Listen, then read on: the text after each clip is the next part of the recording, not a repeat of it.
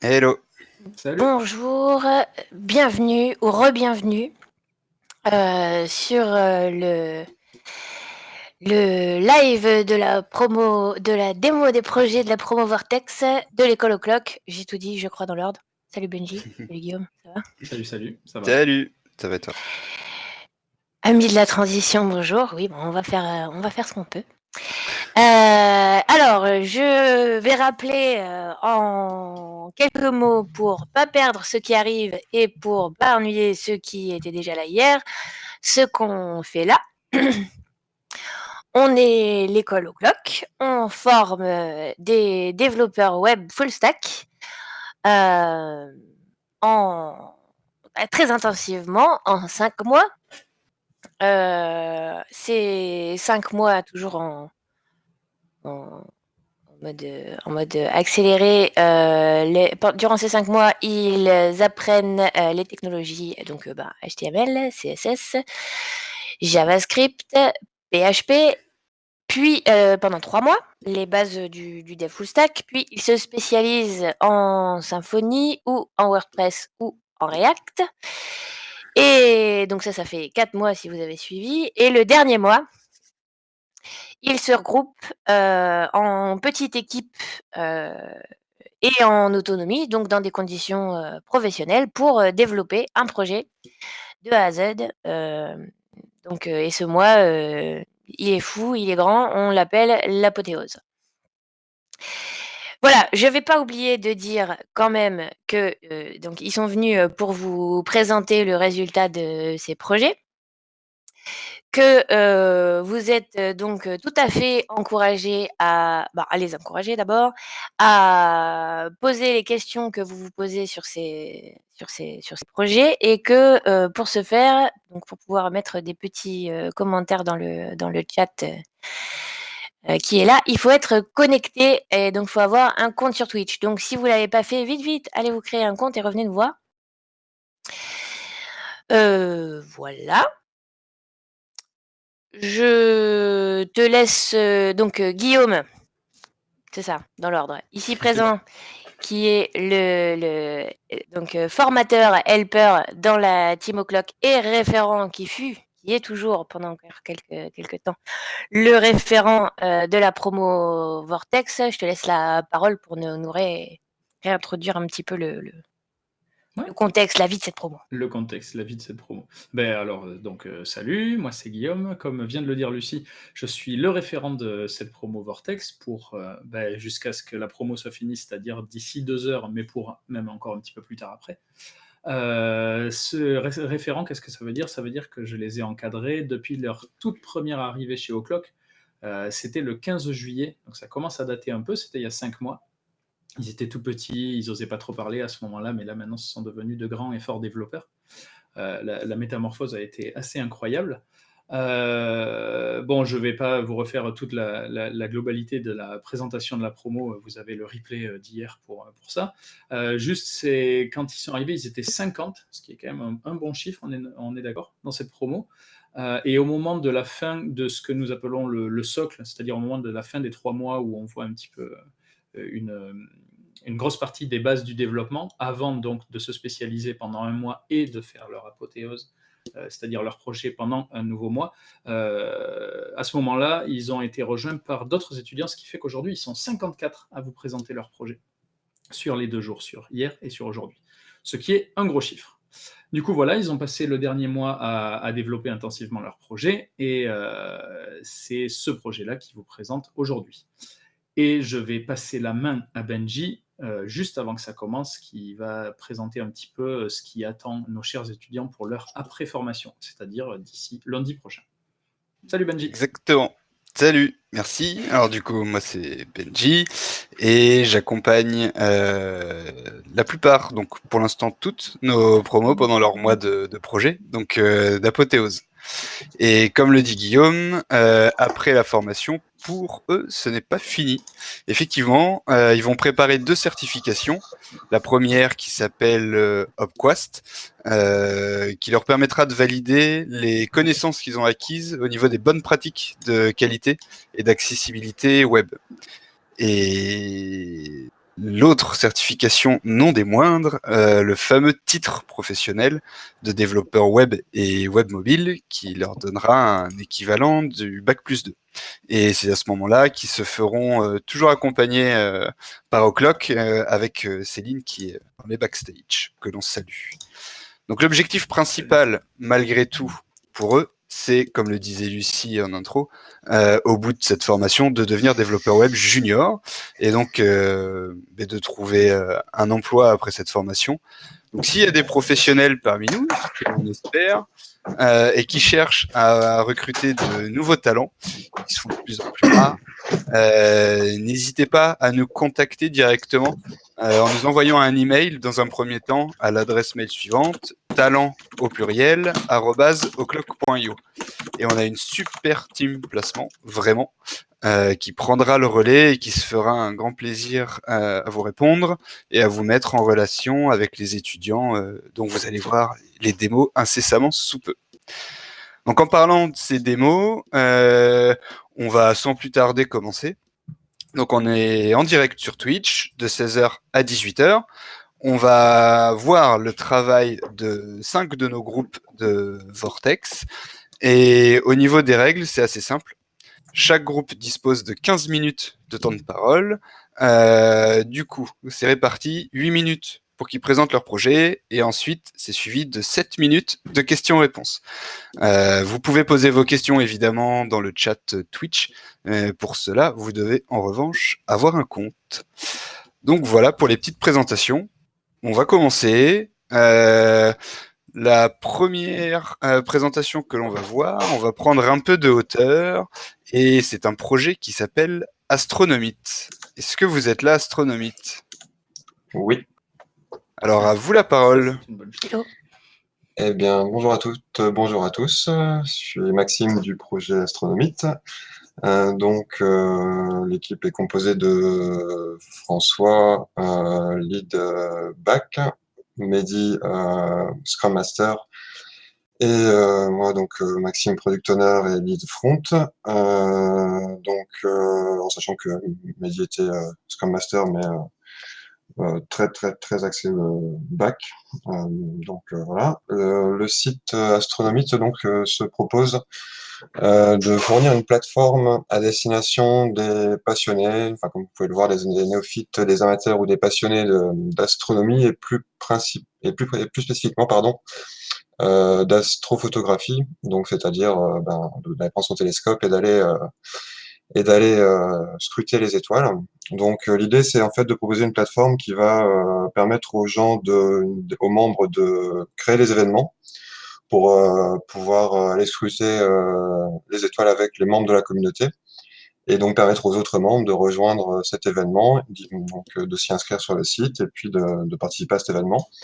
Ça, c'est un peu la première étape centrale du site. Et ensuite, on a une partie communauté qui vient nous permettre de venir poster un billet au sujet de cet événement en question, donc pour raconter un petit peu la petite histoire de la soirée, l'anecdote, etc. Et puis venir poster les clichés qu'on a pu y prendre, qui vont ensuite être consultables dans la galerie. La dernière étape, c'est qu'on va trouver aussi des guides pour préparer ces sessions d'astrophotographie.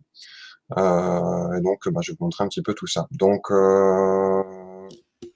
je peux vous présenter la partie la home qu'on a voulu qu'on a voulu un mix entre le flat design et les effets qu'on aime bien en ce moment, le parallaxe, ces choses-là, les transitions qui sont assez sympas. On va arriver sur la présentation de la fonctionnalité principale. Donc, on a ici le prochain événement qui a été créé par la communauté, qu'on pourra consulter et auquel on pourra venir s'inscrire. Je vais dérouler d'abord la page et puis ensuite on ira voir ces événements. On va ensuite accéder aux news du site, que ce soit un guide qui a été posté, par exemple, comme on voit ici, le dernier dossier au sujet des éclipses qui a été posté. Ça peut être le dernier billet d'événement, par exemple. On va ensuite retrouver des petites news avec le lien des derniers billets, les liens des derniers guides, Et puis ensuite, voilà, le footer. Voilà, pour faire le tour. Si on prend donc par exemple le dernier mythe qui a été fourni par la communauté, j'essaie de pas aller trop vite pour le stream. On arrive donc sur la page de l'événement en question. Là, comme je suis allé sur la page directement, je vais essayer de me dépêcher un peu, je suis désolé, je sais pas trop où j'en suis au niveau du temps. Comme je suis pas inscrit encore pour l'instant, on me propose donc de me connecter plutôt que parce que forcément si je suis pas inscrit au site, je peux pas participer aux événements. Donc je décide de me connecter. Alors on peut s'inscrire, hein, donc d'ailleurs on va le faire un peu rapidement.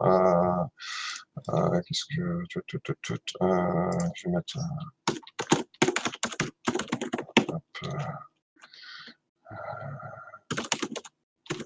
c'était ça que j'avais préparé une petite adresse. On va nous demander à l'inscription le niveau. Donc si je suis débutant, si je connais les bases ou si je suis vraiment un pro de l'astrophotographie, on va dire que je connais les bases. Et je m'inscris.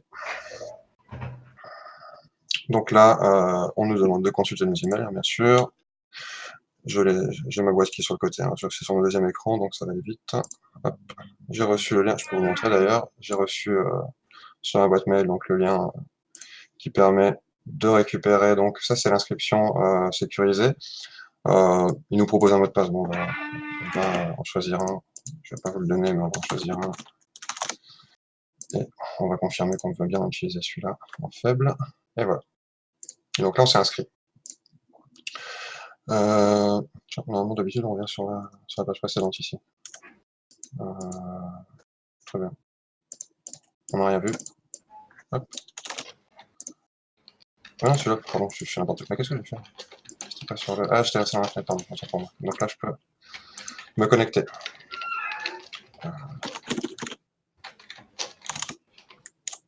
Moi, je le fais. Désolé. Je crois que c'était comme ça.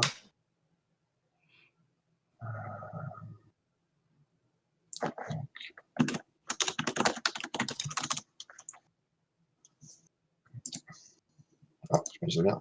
Bon, attends, je vais faire plutôt. Je crois que je suis allé trop vite en fait sur l'inscription. En plus, c'est dommage parce que je peux attendre. Attendez, je perds du temps là pour rien. Je vais prendre mon compte On a du temps. Personnel. J'étais un petit peu stressé, du coup je me souviens plus de l'identifiant que j'ai indiqué. Donc, alors là du coup je suis sur mon interface administrateur. Donc j'ai sauté une étape, parce que normalement quand on se connecte, on revient sur la page, on va pouvoir le faire ici, on revient sur la page du mythe en question, et nous voilà connectés. Et maintenant qu'on est connecté, on n'a plus le bouton de connexion, mais l'inscription, qui nous demande forcément une confirmation, parce que bon, c'est quand même un engagement à participer à l'événement.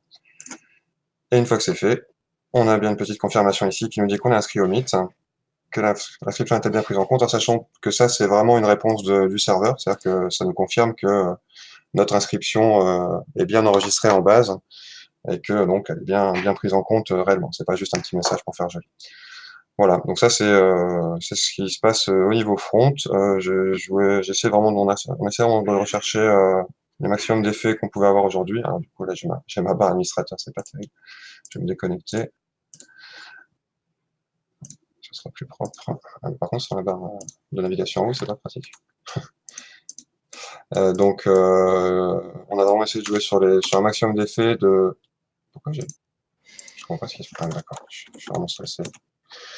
Donc sur les petits effets, des effets comme ceci par exemple, tout est en JavaScript manuel, c'est-à-dire qu'on a aucun plugin utilisé, hein, donc c'est vraiment ça, c'est du code, tout est codé à la main, par exemple la barre de navigation qui disparaît quand on descend, qui apparaît quand on remonte, dont le background par exemple disparaît sur la vidéo, tout ça c'est fait à la main.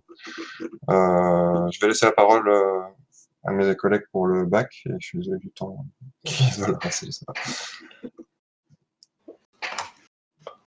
Ok. Donc on va voir les possibilités qu'on a en tant que membre et administrateur au back office. reconnecte. Donc, on va se reconnecter d'abord. Donc, pour les possibilités membres, du coup, si vous avez un membre à me donner, c'est bon. Sinon, ce sera décidément. Voilà. Donc, on a la possibilité de créer, de créer soi-même de programmer un Meet. Donc, il y a plusieurs champs possibles. Évidemment, la date du Meet, le lieu, une description assez courte pour la démonstration en direct. On peut rajouter une image de mise en avant pour attirer les foules plus facilement. Il faut bien choisir. Mettez en barre du choix. Donc voilà.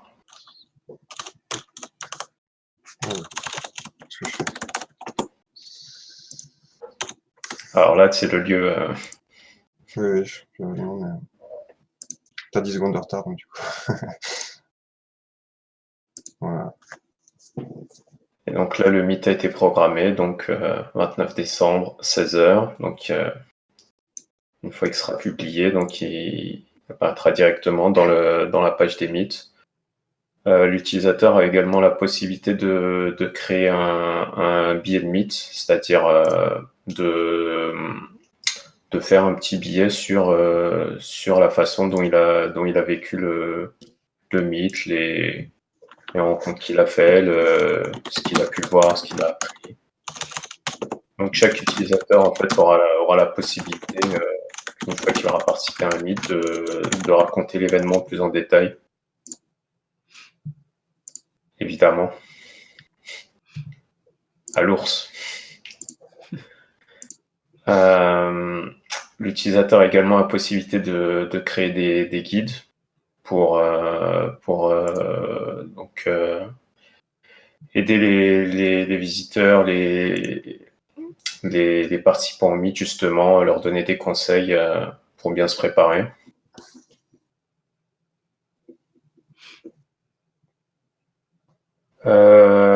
Voilà, en gros.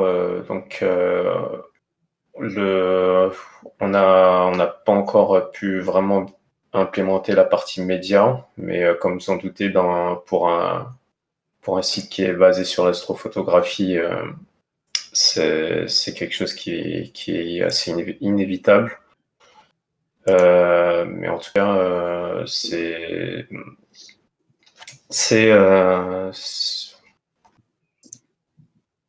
voilà, on a un petit début d'implémentation. Je fais le décalage. Donc là, tu es sur la page des guides. Donc, vous pouvez apprécier le Scrollex. Je peux arriver ça. Décidément.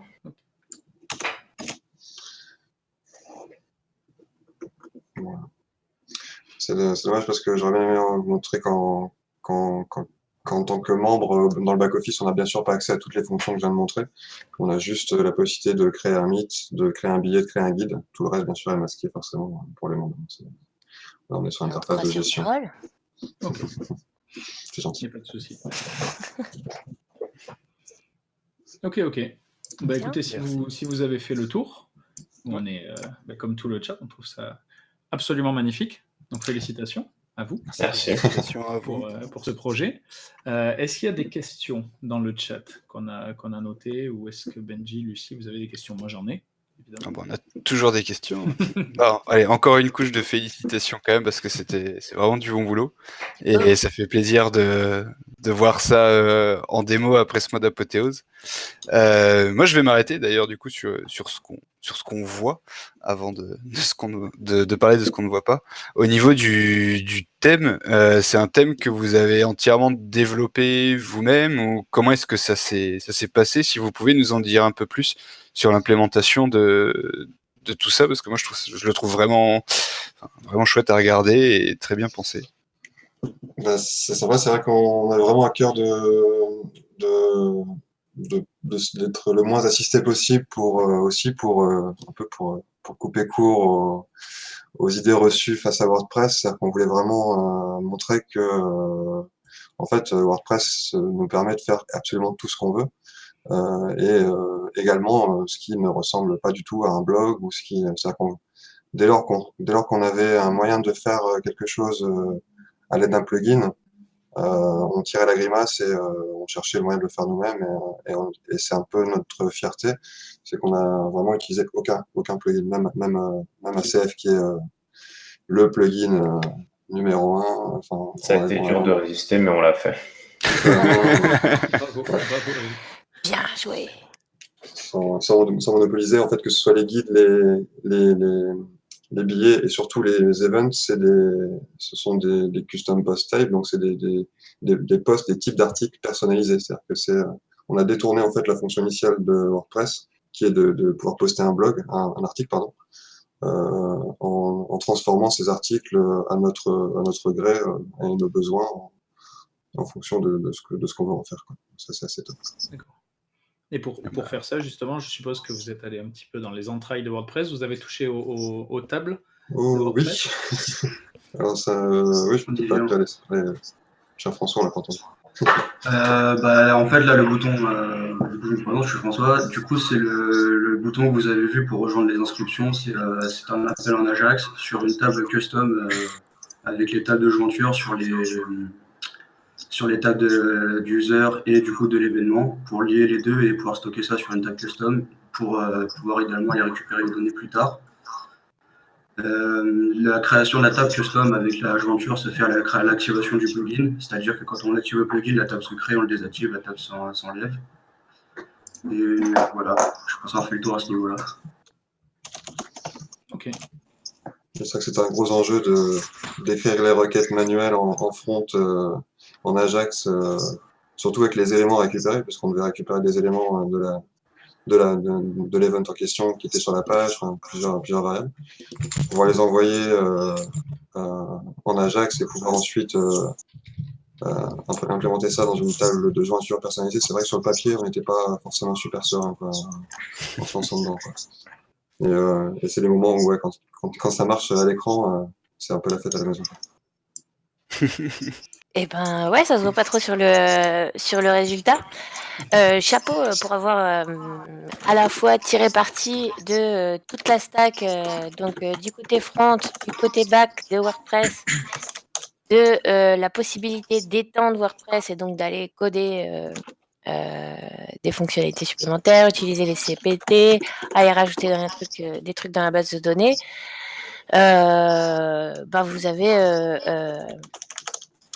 Vous avez touché à tout. C'était quoi et c'est super classe. C'était vraiment l'occasion de le faire, donc bravo. Et c'était quoi le challenge le plus challenge, le truc qui vous a posé le plus de difficultés? Je crois que je résonne un petit peu dans tes haut-parleurs, Maxime. Ah pardon, non c'est pas lui, non. Je pense pas. Ouais, chez quelqu'un Ce d'autre. qui a posé le plus de problèmes, c'est clairement le plugin d'événement, le plugin de Meet, la gestion des inscriptions. Ok. C'est de loin ce qui a posé le plus de problèmes. Enfin, c'est pas la seule chose qui a posé les problèmes, mais on a pas mal souffert dessus. Moi, je rajouterais juste aussi le fait que quand tu veux faire en dehors du chemin, c'est-à-dire des chemins de plugin, et que tu veux te débrouiller pour le faire toi-même, c'est vraiment compliqué de trouver de la doc quand tu pars dans des trucs vraiment où il n'y a pas de plugin, où il n'y a rien, et que c'est toi, tu dois te débrouiller, il n'y a pas grand-chose. Ouais. Parce que WordPress, c'est très très répandu, mais y compris, c'est surtout très très répandu en utilisant des plugins, pas en utilisant WordPress comme un développeur. C'est ça, c'est que c'est tellement friendly que à toute question, il y a une réponse et c'est en fait le bon et le mauvais côté, c'est que s'il y a une réponse, c'est bien parce que tu as un plugin qui fait tout seul pour ceux qui savent pas faire, mais aussi il y a aussi un peu d'usine à gaz de vente à mon avis où les mecs dès qu'il y a une fonctionnalité, les mecs viennent ouais, moi c'est bon, je vous vends ça, vous allez voir c'est facile, c'est vendu. Hé hé. Bon, du coup, c'était challenge de savoir, de trouver plus challenge que prévu, de savoir comment faire les choses avec ce plugin Enfin, avec cette fonctionnalité des events. C'est pas des plugins, c'est des CPT qui sont définis dans votre thème. Je vais laisser parler Ça le bac. Là. C'est ça. Ok. Bah, écoutez, encore une fois, félicitations pour ce très beau projet qui nous Merci, a merci. fait voyager. Je crois qu'il Merci. restait une question juste restait une du question. chat. C'était. Ouais. Ah La oui, bon, c'était une proportion. question un peu générale, pardon.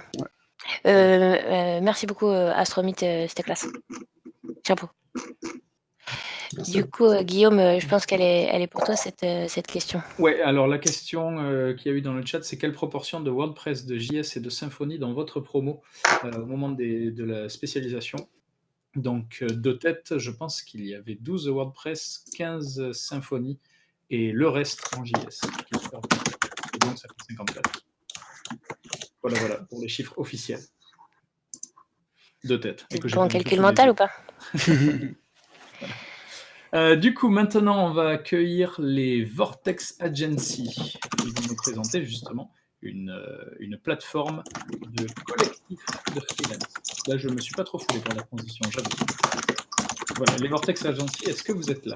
Salut, salut. Est-ce que vous nous entendez? Ouais. Ok. Yes. Hello. Donc on est paré. On commence?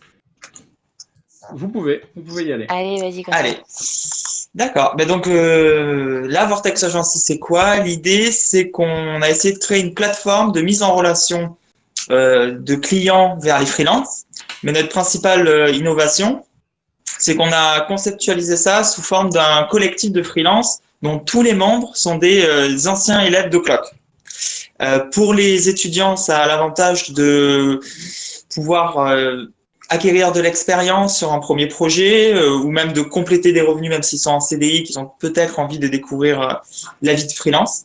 Donc, ça apporte des revenus et puis la possibilité aussi de monter en compétences dans un cadre collectif. Et pour les clients, c'est aussi l'opportunité de ne pas aller sur une plateforme généraliste où, par exemple, des fois, il y a des besoins spécifiques. Si tu es une jeune startup qui veut juste faire un MVP, tu n'as pas forcément peut-être besoin de 3 développeurs lead senior, mais tu pourrais tout à fait le confier à une genre de plateforme comme Vortex Agency, avec des étudiants qui sont passionnés et qui ont envie de mettre leurs compétences à l'épreuve, quoi.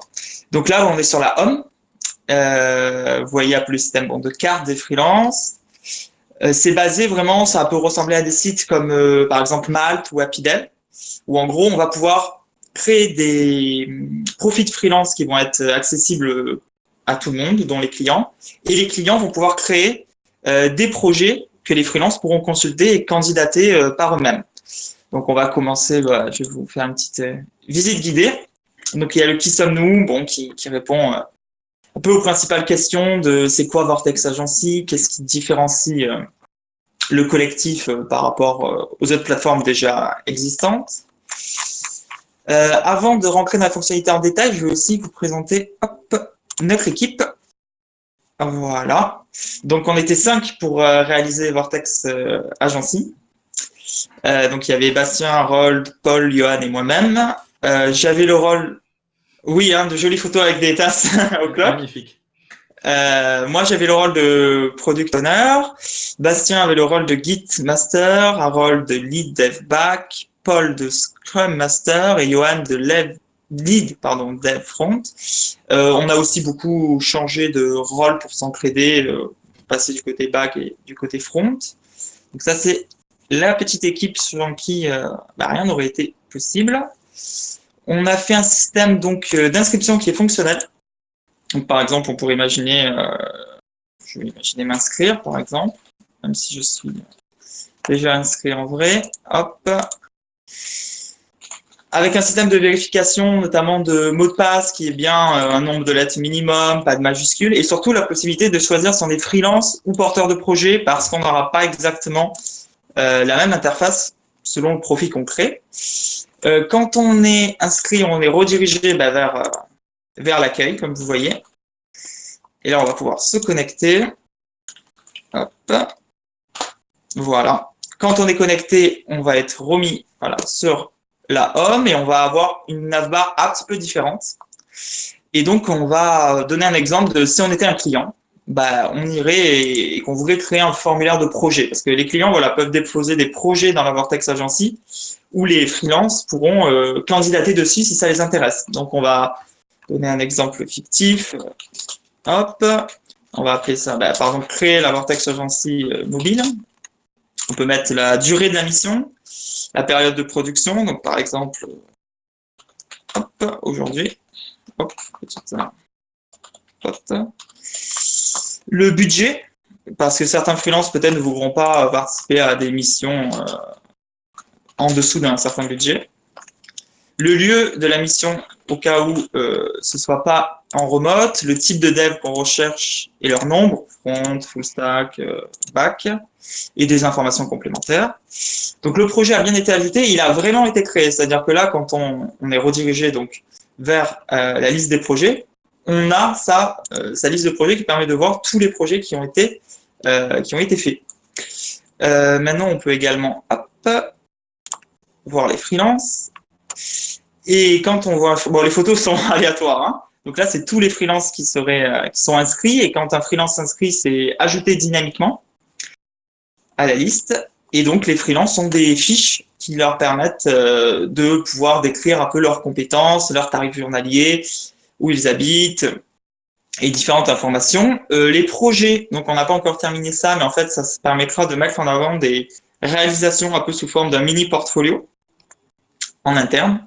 Et ça donc offrira une visibilité aux freelances qui auront donc deux moyens pour se faire voir, soit directement rechercher les projets qui sont disponibles, soit en étant visible sur l'annuaire, enfin la liste des membres de la Vortex Agency. Chaque projet est détaillé, c'est-à-dire en tant que client freelance, on peut les consulter avec toutes les informations qu'on a spécifiées lors de la création du projet. En tant que freelance, on a la possibilité de postuler pour candidater. Et en tant que client, on a la possibilité de modifier le projet. C'est un projet en freelance. En création, c'est que le projet est en cours de production, l'équipe est déjà réunie. Valider, c'est quand la communauté, parce que vu qu'on est sur un modèle coopératif, c'est les freelances qui pourront valider les projets en vérifiant qu'ils soient sérieux. Et terminer, c'est quand un projet est fini. Dans la V2, quand les projets auront le statut de terminé, ils iront dans une rubrique qui s'appellera réalisation et qui sera un peu un genre de book collectif qui permettra de montrer le savoir-faire de la Vortex Agency. Que dire d'autre? On a différentes petites choses. On a une FAQ qui permet d'un peu aussi en savoir plus. La possibilité de nous contacter. Et voilà, au niveau technique, sur le front, on est parti sur du React avec Axio pour les requêtes. React Router pour tout ce qui est navigation. Et côté back, on est parti sur donc du Full.js, donc c'est du Node avec du Express, avec une base de données MySQL et un gestionnaire d'ORM qui s'appelle Sequalize. Donc on est équipé de cette façon-là. Je sais pas si tu veux détailler, Bastien, sur la partie ORM au niveau technique. Alors, comme ORM, on utilise Sequalize. Et du coup, ça nous a demandé pas mal de temps pour le maîtriser, mais maintenant, c'est quelque chose qu'on a acquis. Voilà. C'est vrai que la plus grande difficulté technique, ça a été le fait d'apprendre Node.js, Express et Sequalize en même temps. Et du coup, on est bien passé. La première semaine, c'était la pré-prod. Et la deuxième, on est beaucoup resté sur le back. Et le reste a été fait, oui, en 2 semaines, une fois qu'on a débloqué ces éléments-là. Il y a déjà les pages sur les réseaux sociaux. Et voilà, je pense que je vous ai montré les principales fonctionnalités et le concept du site, voilà, qui est donc vraiment créer un esprit freelance, collectif, un peu comme si vous connaissez HappyDev. L'idée, vraiment, ça va être de créer une émulation entre les élèves pour qu'ils puissent s'inscrire sur le site, participer et contribuer à ça. Et de l'autre côté, trouver des clients, comme par exemple des startups qui auraient besoin, oui, d'un MVP, et qui pourraient trouver tout à fait les profils idéaux ici, vu qu'il n'y aura que des anciens élèves de Clock. Alors, je ne sais pas où j'en suis au niveau du temps. Eh ben, t'es très bien au niveau C'est du très temps. bien. Ouais, C'est très parfait. bien. Bravo. Bravo pour le projet. Parfait. Ouais, Merci. super. Bravo pour la réalisation. Bravo pour l'idée aussi, qui est quand même vraiment super sympa. Merci. Du coup, on va passer aux questions. Si dans le chat vous avez des questions, n'hésitez pas, on les posera pour vous. J'en ai une qui me vient à l'esprit maintenant. C'est donc là pour l'instant vous vous êtes inscrit, je suppose tous les 5 en tant que freelance sur votre projet. Est-ce que c'est sur votre site? Est-ce que c'est un projet que vous avez pour ambition de continuer après, d'accueillir justement les autres membres de la promo Vortex, d'accueillir d'autres étudiants au CLOC? Est-ce que c'est quelque chose qui va évoluer dans le temps? Et est-ce que vous avez C'est ça. les deux, etc. Absolument, c'est-à-dire c'est un projet qui va continuer après la fin de la promo Vortex et qui va vraiment sortir. Donc on invite tous les étudiants qui sont intéressés par l'idée à soit de se lancer dans le freelance, soit de candidater à certains petits projets pendant la recherche d'emploi ou même en activité complémentaire s'ils trouvent un CDI, bah, nous en faire part par message sur Discord, sur Slack. Comme ça, on va pouvoir les inscrire et on espère, oui, lancer le site officiellement et publiquement là, premier trimestre 2020, quoi. Donc, c'est un projet qui a vocation à perdurer. C'est ambitieux, c'est bien. On aime les gens ambitieux. Ouais. Je rebondis sur une question du chat. On nous demande quel est le lien. Et du coup, avant de poser cette question-là, est-ce que vous avez fait une mise en prod ou est-ce que c'est quelque chose que vous avez prévu? Alors, Je sais on n'a pas pas où fait est-ce la que mise vous en en êtes. prod actuellement. On n'a pas fait la mise en prod aujourd'hui. D'accord. Par contre, on a prévu de le faire et la mise en prod sera sûrement disponible après les fêtes de fin d'année, donc tout début janvier. Yeah. Ok, d'accord. Donc, faudra ne pas oublier de nous soumettre l'URL à ce moment-là. Voilà, De ça fait. sera mise en prod pour les élèves. Et après, la sortie publique, ça sera un peu plus tard, mais déjà pour les freelances, oui, ça sera disponible début janvier. Et donc, tous les élèves, enfin, tous ceux d'Oclock ou d'abord par votre promo Vortex et On va commencer par notre promo quelles sont les étapes? On va commencer par la promo Vortex. Et quand on a vu que le site fonctionne, que les freelances ont toutes les fonctionnalités qu'ils veulent, ben on va rapidement ouvrir à tous les anciens élèves au CLOC qui sont intéressés. L'idée, c'est de construire un esprit communautaire où on pourra s'entraider, se partager des missions et continuer à monter en compétences. En gros, perpétuer l'esprit au CLOC, mais après la formation, quoi. Génial. Ouais. Je pense que vous allez avoir du succès auprès Je pense. auprès de toutes les générations de cloquiens avec ce projet. On Excellent. espère. Merci beaucoup. Alors, il y a une question technique qui est passée dans le chat. Alors, je la reprends. Qu'est-ce qui a motivé votre choix pour utiliser Node.js et Express plutôt que PHP Vanilla ou Symfony en back? Alors, je peux peut-être En fait, répondre. Ouais, ouais, je t'en prie, vas-y, Bastien. Bah, dans notre équipe, on était full React. Donc, en fait, JS, c'était un peu le seul langage qu'on avait en commun. Et du coup, on est passé directement sur JS pour du back et du front, en fait. Plutôt que de reprendre le PHP que vous aviez vu en socle. Alors, je pense qu'on était allé beaucoup plus loin, du coup, en JS qu'en PHP. Donc, ça paraissait évident pour nous de continuer en back avec du JS. Ok. Et alors, je pense que je sais, Adrien, je pense que tu as tes haut-parleurs qui sont allumés. Normalement, non. Alors, quelqu'un d'autre qui a ses haut-parleurs qui sont allumés. C'est pas très grave, mais je vous le dis. Donc, en tout cas, il y a un d'entre vous dans la présentation qui a dit que Node.js, justement, c'était un des challenges que vous avez rencontrés. Forcément, du coup, c'est une nouvelle techno, même si vous l'aviez choisi parce que vous étiez plus confort avec le langage JavaScript. Alors, au final, vous voulez bien me raconter un petit peu comment ça s'est passé, comment vous vous êtes organisé, qu'est-ce qui était chaud? Alors, au départ, on était 3 au niveau du back et 2 au niveau du front, parce qu'on a envisagé que le front allait être beaucoup plus simple, étant donné qu'on avait tous les 5 faits d'aspect React. Après, il s'est avéré que le back était quand même assez compliqué, notamment la gestion du code asynchrone. Du coup, quelque chose qu'on n'avait pas forcément vu. Et ça nous a posé vraiment pas mal de problèmes. on s'est un peu arraché les cheveux sur ça, mais au final, on a réussi à faire quelques trucs intéressants. C'était la compréhension du principe ou comment utiliser la techno pour faire de la synchrone qui vous a... En fait, c'est plus, on écrivait du code et en fait, il s'exécutait pas forcément au bon moment.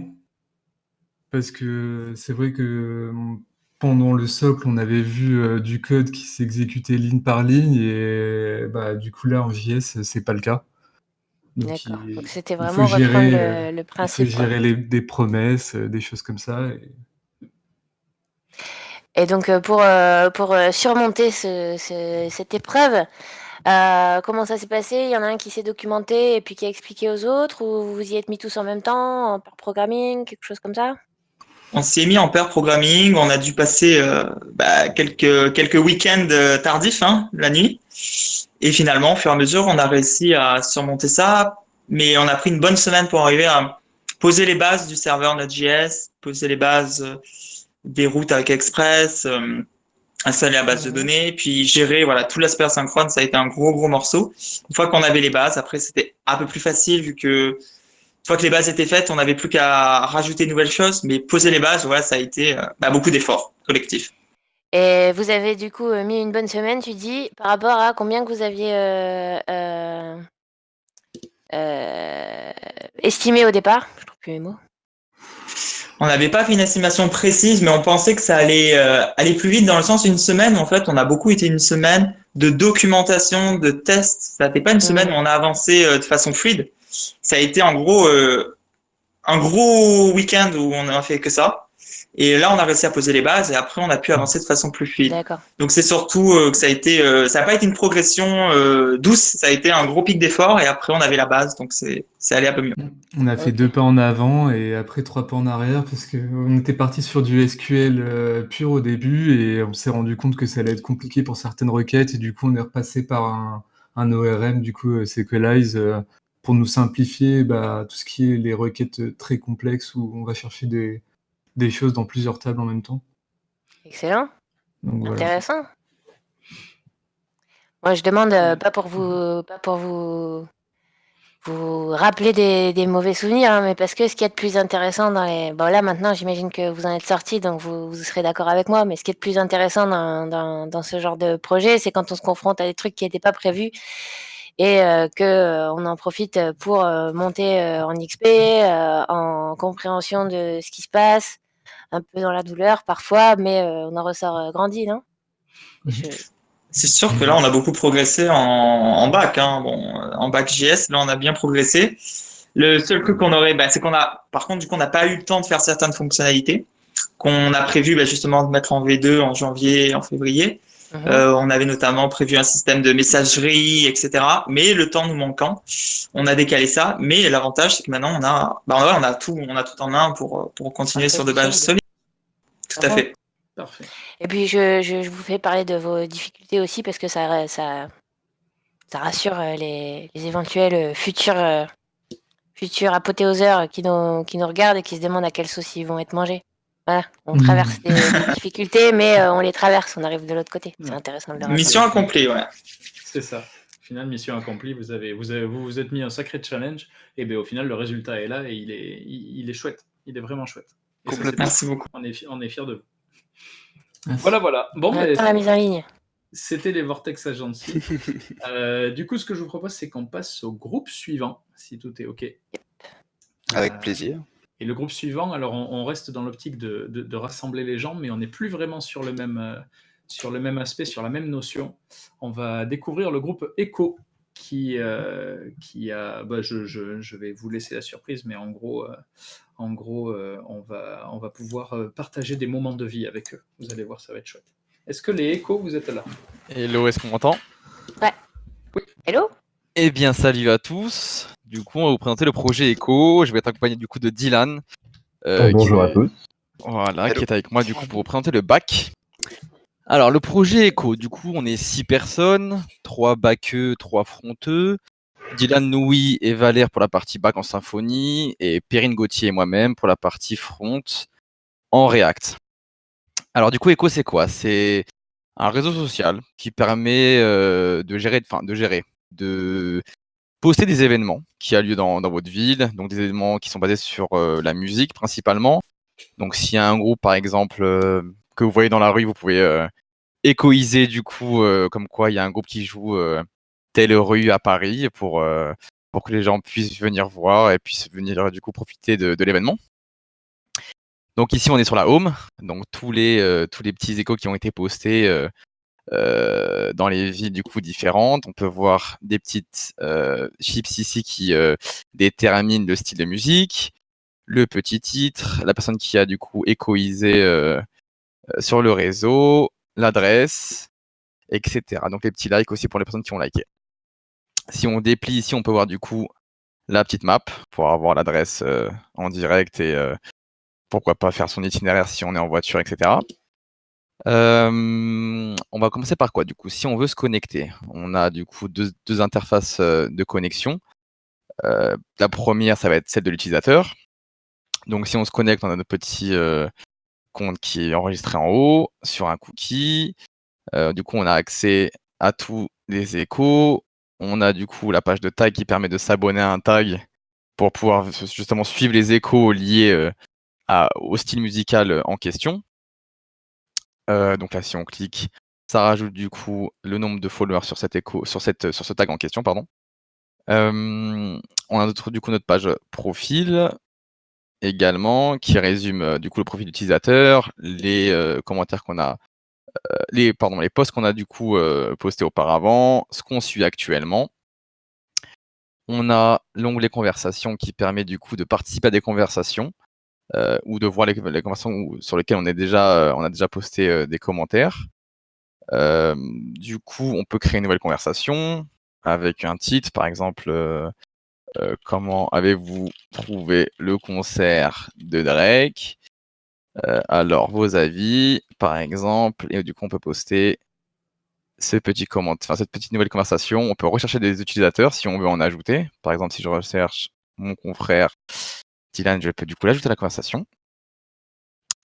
Je peux également acheter des tags si j'ai envie, donc on est plutôt dans le rap. Du coup, ça ajoute un petit tag.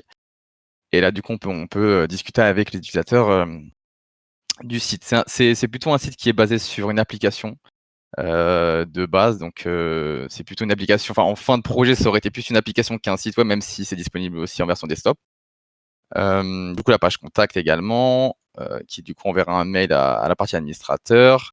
On peut du coup mettre son nom, son email et le message concerné. La page des mentions légales également. Je crois que c'est pas mal. On peut poster du coup un écho également en haut.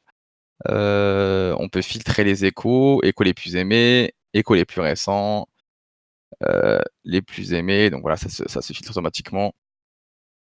On peut du coup poster un écho. Là, si on choisit un titre concert improvisé sur Paris, par exemple. Petit groupe sympa qui joue dans le métro.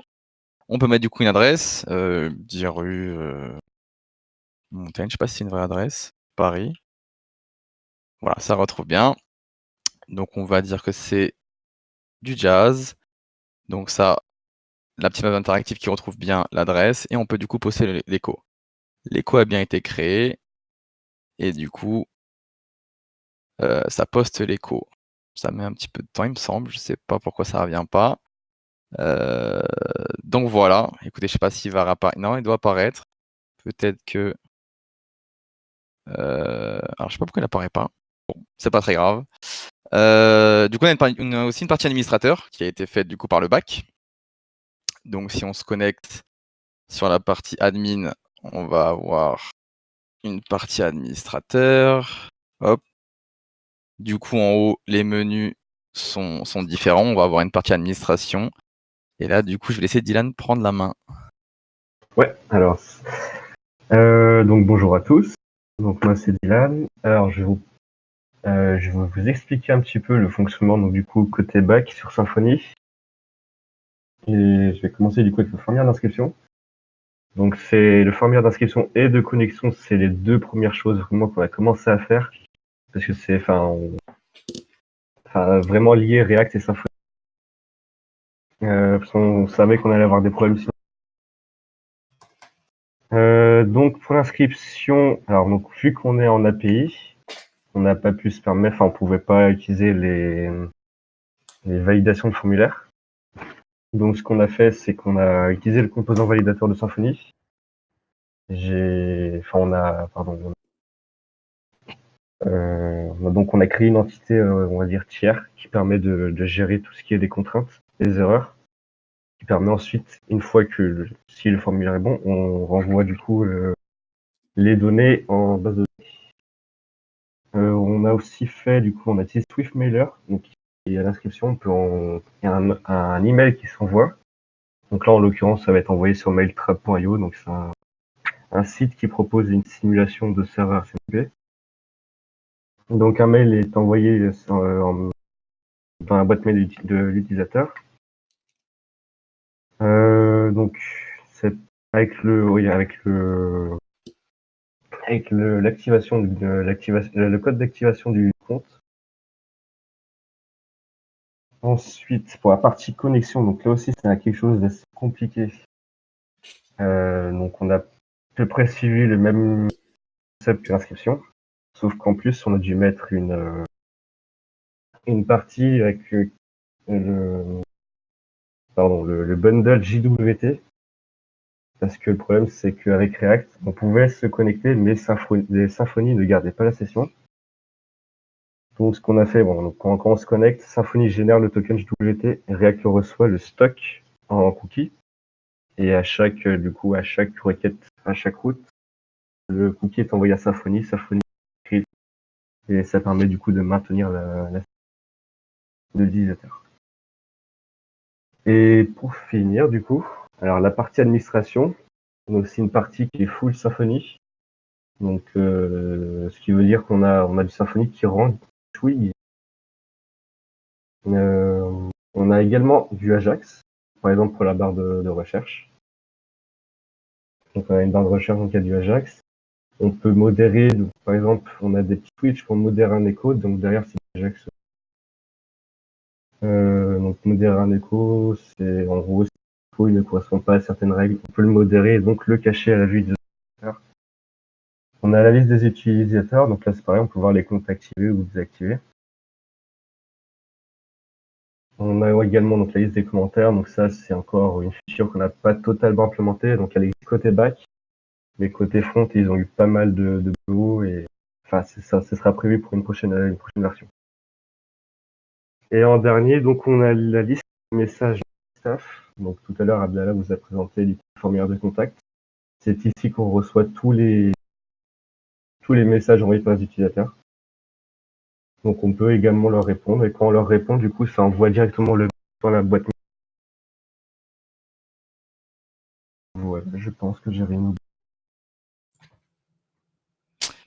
Voilà, Bravo. il y avait aussi quelque chose que j'ai oublié, le système de notification quand un nouvel écho arrive. Voilà, en fait, il est là. Ça a mis un petit peu de temps. Peut-être que je l'ai manqué, je ne sais pas.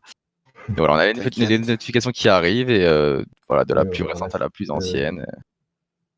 Wow. On peut cliquer sur la notif et aller directement sur l'écho. Et on a également la liste de, si on clique sur un tag, par exemple Jazz, on a tous les échos concernés par le tag Jazz. Et on peut, du coup, si on va sur un écho aussi, on peut liker l'écho, s'il veut bien revenir. Ouais, il veut pas. Ouais, Hop là. Et du coup, voilà, on peut liker l'écho ici si on a aimé l'écho. Donc je crois qu'on a fait le tour. Je pense, ouais. Bah, bravo. C'est très propre. Très Ouais, merci. Carrément. Franchement. Carrément. C'est assez fou. Et du coup, alors je laisse la parole après, promis. Par rapport au bac de Sympho, vous avez utilisé un bundle pour le développer ou pas Pour le Comment est-ce que back-office, vous vous êtes organisé pour le back-office, non, on l'a fait vraiment. Donc on s'est mis tous les trois, donc Valère, Louis. On avait encore un peu de temps et on pouvait pas non plus surcharger les fontes. Donc on a fait, ils avaient déjà beaucoup de boulot par rapport à l'implémentation de la map. Donc vous vous êtes dit, on refait Easy Admin, quoi. C'est ça, enfin peut-être pas non plus refaire Easy Admin, mais presque. Waouh, ouais, chapeau. Donc, chapeau, ouais. chapeau. C'est chouette. Vraiment, c'est chouette. J'ai une petite question de mon côté. Vous avez dit que vous étiez 6 dans votre équipe. Est-ce qu'au niveau de l'organisation, ça s'est bien passé? Est-ce que vous avez eu du travail pour tout le monde? Est-ce que vous n'êtes pas marché sur les pieds? Comment ça s'est passé? Non, c'est vraiment pas marché sur les pieds. Enfin, on avait un genre de Trello, mais sur GitHub pour organiser un petit peu les tâches. Après, c'était vraiment on était déjà tous les jours sur Discord, donc on communiquait en fait tous les jours. Et selon les tâches qu'il y avait à faire, on disait est-ce que tu as le temps de le faire? Oui. Après, les rôles ont bien été définis. Donc, Voilà. Perrine était Scrum Master et référent technique sur le front. Dylan était le lead dev back. Gauthier le lead dev front. Louis, référent technique back. Valère, product owner. Donc, c'est lui un petit peu l'orchestre de la petite symphonie. Et moi-même, Git master. Et bien sûr, front React. Ok. Donc, voilà. Alors, par rapport à ce que vous aviez toujours un peu sur le sujet de la gestion de projet, parfois on pense qu'en étant plus, on abattra plus de travail, mais finalement, comme il y a on passe plus de temps à se synchroniser, on en fait moins ou autant. Est-ce que vous aviez prévu beaucoup plus de fonctionnalités que ce que vous avez réussi à développer? Est-ce qu'il y a des trucs prévus pour une P2? Est-ce que non, c'était bien calibré? C'était quoi le... Alors, on avait prévu pas mal de trucs, notamment en front. L'ajout des commentaires, c'était après. C'est quelque chose qui aurait dû être fait. Ouais. Mais on s'en rend pas compte. En fait, effectivement, côté front, il y a énormément de petites choses à mettre en place et du coup, ça prend pas mal de temps. On a aussi un petit peu bloqué sur la page des tags en React où on a, concernant la souscription, l'inscription à un tag et du coup la désinscription à un tag, de gérer ça en React. On a perdu un petit peu de temps là-dessus. C'était pas très évident de mettre ça en place. Mais oui, effectivement, là, c'est le MVP. Donc, du coup, version V 1.5, commentaires plus d'autres fonctionnalités. Mais c'est vrai que même en étant 6, il y a quand même pas mal de boulot finalement. Ouais. Oui, il y a eu du boulot pour tout le monde. Ouais, tout le monde était. Vous avez pas dû vous ennuyer et après, en même temps, quand on voit ce que vous nous montrez là pendant votre démo, j'estime que vous n'étiez pas trop de 6 pour faire tout ce travail-là. Non, on s'est pas senti de trop en tout cas. Non, ça c'est clair. Et est-ce que votre projet il est en prod actuellement ou vous êtes sur une version locale là? Non, il est en production donc sur AWS. Cool. Et alors du coup, pour rebondir là-dessus, vous parlez en plus de SwiftMailer, donc vous avez fait quand même pas mal de choses aussi qu'on n'a pas forcément décortiqué pendant le socle chez O'Clock. Est-ce que ça a été compliqué de implémenter tout ce qui est envoi de mail, etc. pour de la mise en prod? Alors non, c'est moi qui ai géré du coup. Et le SwiftMailer, honnêtement, j'avais déjà utilisé un petit peu PHPMailer auparavant. Ok. J'ai retrouvé un petit peu, même peut-être plus facilement que PHPMailer. Non, franchement, il n'y a pas eu trop de, à ce niveau-là, non. J'ai pas ressenti de difficulté particulière. D'accord. Encore bravo. Bah écoutez, merci, c'est gentil. C'est parfait. Ouais, beau projet. C'est parfait. Est-ce qu'on a encore le temps pour une question? Est-ce qu'il y a une question dans le chat? Petite question classique, non? Parce que on l'a pas posé encore aujourd'hui. Alors, est-ce que vous aviez déjà fait un peu de code avant ou pas? Voilà. Alors, je crois que Dylan, Valère et Gauthier ont un petit peu touché à du C++, je crois, si je dis pas de bêtises. Valère, c'était Louis. Donc c'était Louis, pardon. on a un peu touché au C ou C++ apparemment. Donc pour moi C++, on dirait que ça n'a rien à voir comme ça, mais ça m'a bien permis, bien aidé notamment pour la 4, sur la programmation interobjet en PHP. J'ai retrouvé beaucoup de similitudes et ça m'a débloqué en fait. Ouais. Et du coup, je crois que pour Perrine et moi, on était vraiment des petits noobs, vraiment sans aucune XP dans le dev. Il est loin ce temps-là. Ouais, il est très loin, ouais. Complètement. Ok, bon, écoutez, encore félicitations sur votre projet qui est bien chouette. Merci beaucoup. Donc, maintenant, pour faire suite aux échos, on va appeler le projet des See My Games, qui va nous présenter un petit peu une solution au mal de notre siècle, j'ai envie de dire, c'est-à-dire, je pense que je parle pour toute l'équipe, là, les ludothèques, les bibliothèques de jeux vidéo surchargées. Voilà, Lucie, Benji, je pense que ça vous parle énormément. Voilà. Je vois pas ce que tu veux dire. C'est clair, ça. Voilà. Donc, See My Games, est-ce que vous êtes prêts? Est-ce que vous êtes là? Alors, si on m'entend, oui. On Oui. t'entend, donc oui. Salut. Ok, Salut. bah, c'est parti. C'est parti. Tout d'abord, salut à tous, bonjour tout le monde. Alors, donc, nous, c'est les See My Games. Donc, c'est un gestionnaire de bibliothèque de jeux vidéo. Voilà. Donc, en fait, au vu de la multitude de plateformes de jeux qu'il y a aujourd'hui, entre Steam, les PSN, Xbox, Switch, etc., sans compter les smartphones. Donc on s'est dit que ça commençait parfois à être un petit peu compliqué pour gérer un petit peu tous ces jeux. Donc on a eu l'idée de faire un gestionnaire de jeux. Donc pour la réalisation du projet, on a une petite équipe de 5 personnes, 2 fronts en React, 3 backs en WordPress. Pour les fronts, on a Nico, qui était aussi en tant que Gitmaster et référent technique. On a eu Guillaume, qui était en front également et qui était en lead front. Pour le back, on avait Mylène en tant que Scrum Master, et pour le back, donc Tis également en tant que lead back, et moi-même, donc Pascal, en tant que Product Owner. Donc voilà. Alors pour commencer, donc on est là sur la page d'accueil, comme vous vous en doutez. Donc vous pouvez voir une petite description du site qui vous explique un petit peu les tenants et les aboutissants, avec un joli bouton Commencer maintenant, et un petit peu plus bas un carrousel qui permet de voir les derniers articles. Alors il manque quelques petites fonctionnalités encore sur la page, mais on en parlera un petit peu plus tard, ça arrivera dans une V1, enfin dans une V2 plutôt. Donc sinon vous pouvez voir sur le menu en haut un bouton d'accueil, forcément, le bouton article qui va vous emmener sur une page qui va référencer en fait tous les articles, parce qu'il y aura des news sur les jeux, etc., sur les patchs et autre chose. On a la page contact, donc avec un petit formulaire. Nico, si tu peux aller dessus. Voilà, un petit formulaire fonctionnel. S'il y a un problème, perdu password, quoi.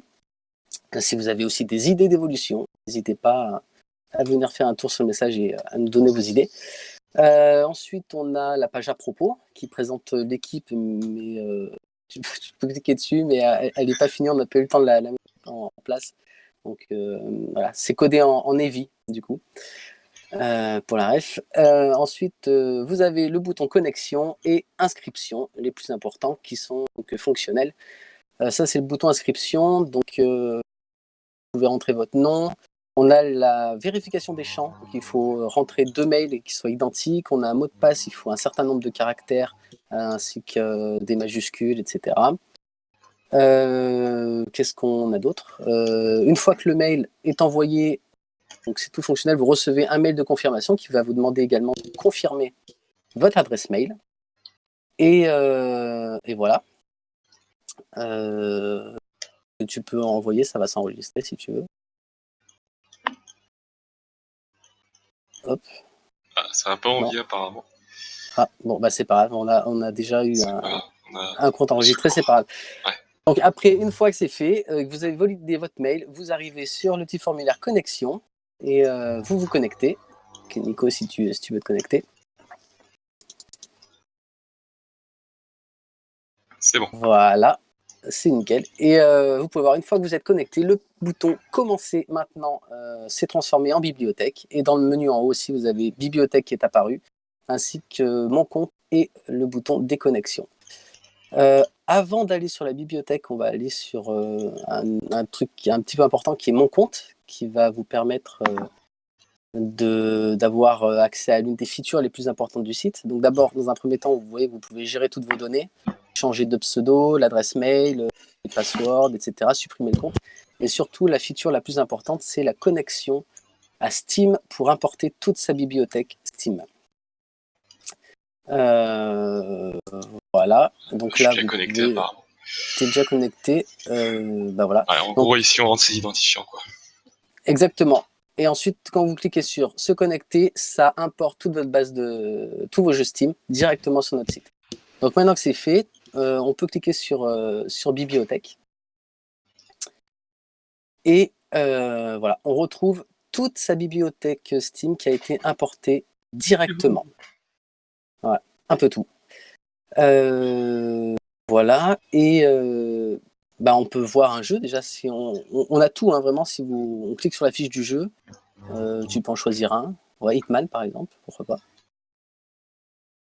Hop, on a tout. On a la date de sortie, on a le genre, on a le nombre d'heures dessus qui a déjà été fait, les développeurs, la plateforme qui s'est mise, là, qui est Steam. On a toute la description, on a également un petit peu plus bas les screenshots, il me semble, sous forme de carrousel. On peut cliquer d'ailleurs sur le carrousel, ça va nous faire une image un petit peu plus grande. Ça va falloir qu'on le gère un petit peu mieux pour remettre peut-être sous une forme de modal éventuellement. Ensuite, on peut retourner sur la bibliothèque. Et sur celle-ci, on va avoir un formulaire de recherche de jeu, donc qui est dynamique. Vous l'avez vu tout à l'heure quand Nico il a tapé le jeu Hitman, ça a cherché dynamiquement le jeu et il est apparu. Et on trouve un bouton enregistrer un jeu qui va vous permettre d'enregistrer manuellement un jeu, puisque là on a vu l'importation d'un jeu Steam, enfin la bibliothèque Steam, et vous pouvez aussi enregistrer des jeux à la main. Donc voilà, vous pouvez mettre le nom du jeu, une description, vous pouvez mettre une image, un genre.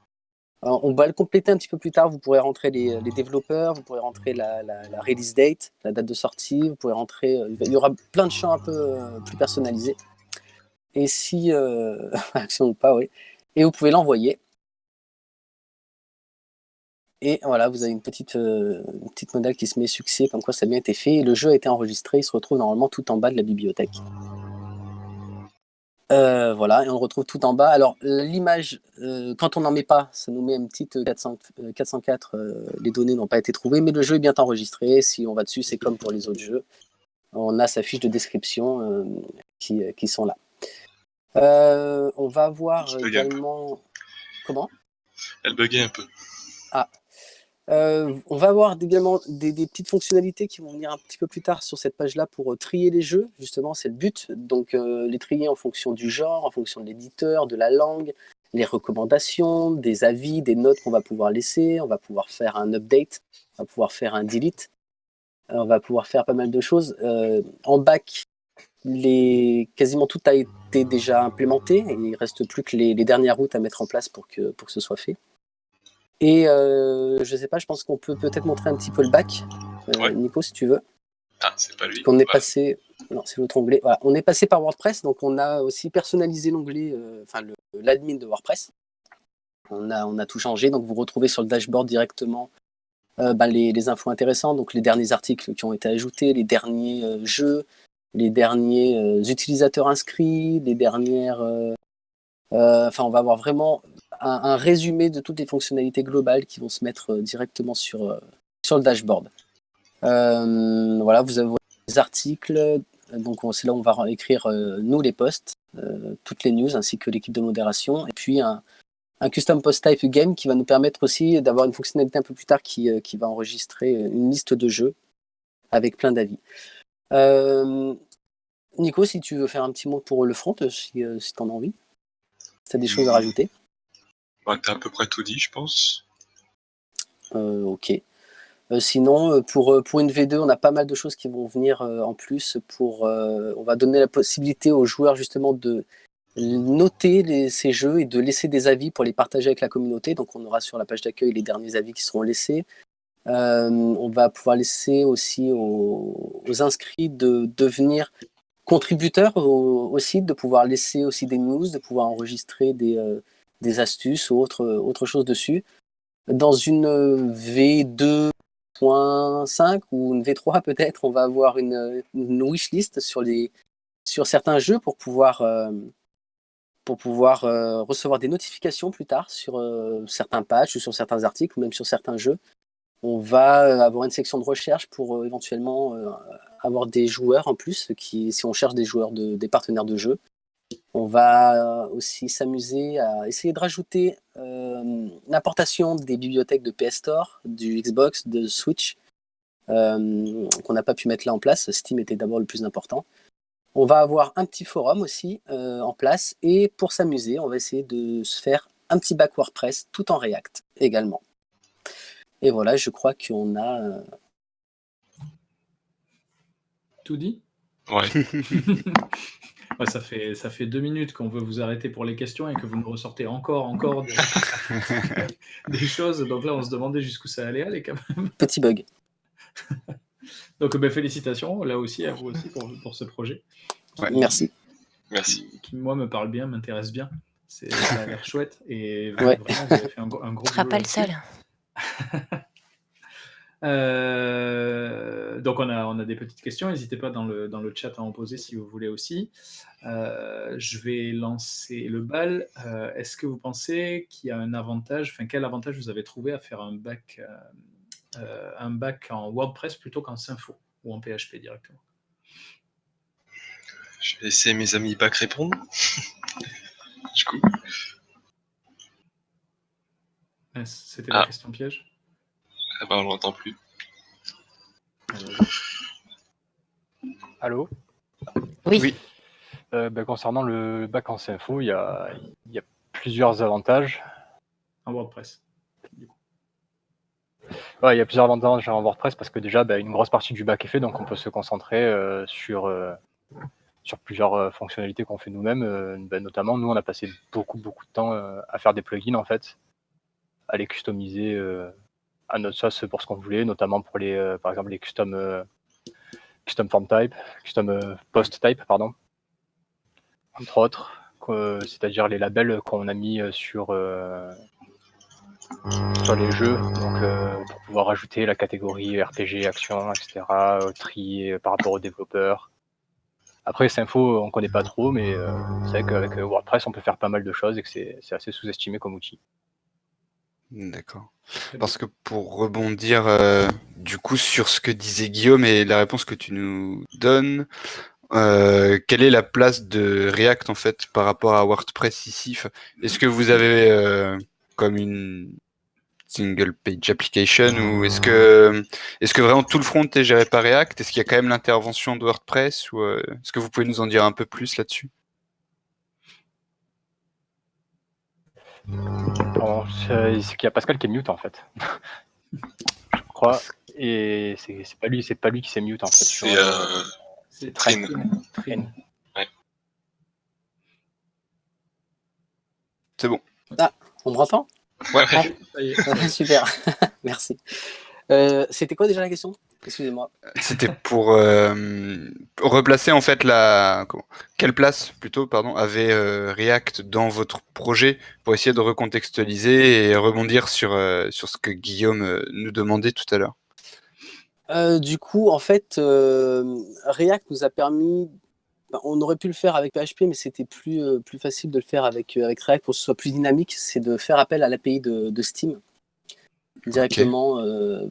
Pour gérer les routes avec Axo. C'était beaucoup plus dynamique avec React. Et on pouvait récupérer pas mal de données. Il y a de temps en temps, il y a l'API de Steam et 2-3 autres qu'on a testés sont un petit peu capricieuses. Et les données, parfois, ont un petit peu du mal à s'enregistrer dans la base.